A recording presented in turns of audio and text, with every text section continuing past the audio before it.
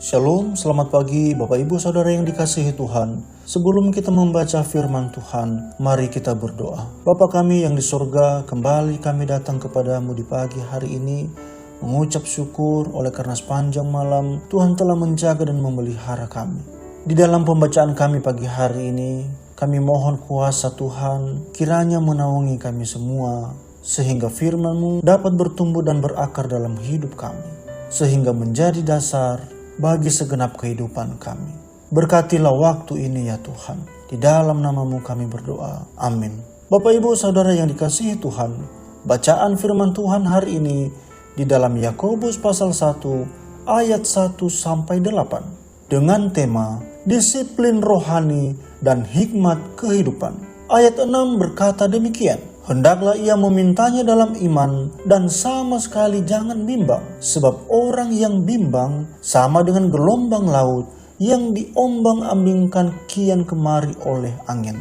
Bapak, Ibu, dan Saudara, surat Yakobus memang menerima reputasi yang buruk dari Martin Luther yang menyebutnya sebagai surat jerami karena dianggap lebih menekankan perbuatan baik ketimbang lebih berfokus pada iman. Namun, surat Yakobus sebenarnya sangat penting karena menyajikan suatu disiplin rohani yang konkret dan menolak keras iman yang mati.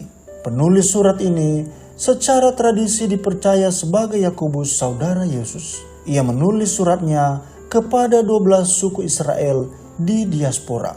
Menurut Yakobus, iman selalu menemukan ekspresi dalam disiplin rohani yang nyata. Misalnya sikap dalam menghadapi pencobaan, seperti tertulis di dalam ayat 2 sampai ayat 4, dan postur hati tidak mendua dalam permohonan, ayat 5 sampai 8. Iman yang sejati selalu hidup dan menghidupkan. Ujian dan pencobaan hidup adalah kesempatan merasakan kebahagiaan sejati dan sebagai latihan ketekunan.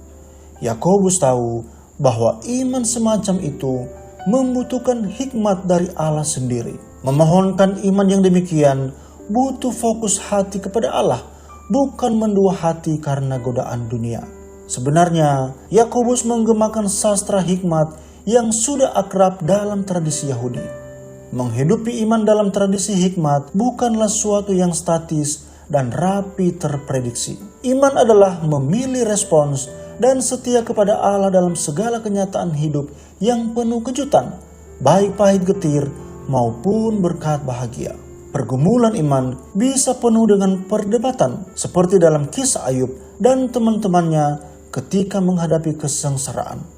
Namun bagi Ayub, pergumulan iman adalah soal mengarahkan postur hati. Hati yang setia kepada Allah di tengah pencobaan dan ujian, bahkan ketika tak cukup hikmat untuk setia. Di tengah krisis, sering muncul kejelasan atas berbagai prioritas dan kesetiaan dalam hati kita. Krisis menjadi momen krusial untuk kita mendekat kepada Allah. Memang banyak hal ada di luar kendali kita, namun iman tidak akan patah dihajar ujian dan pencobaan, melainkan semakin matang di tengah krisis dan kesulitan. Demikian, mari kita berdoa. Bapa di surga, kami telah selesai di dalam membaca dan merenungkan firman-Mu. Mengajarkan kami tentang disiplin rohani dan hikmat kehidupan.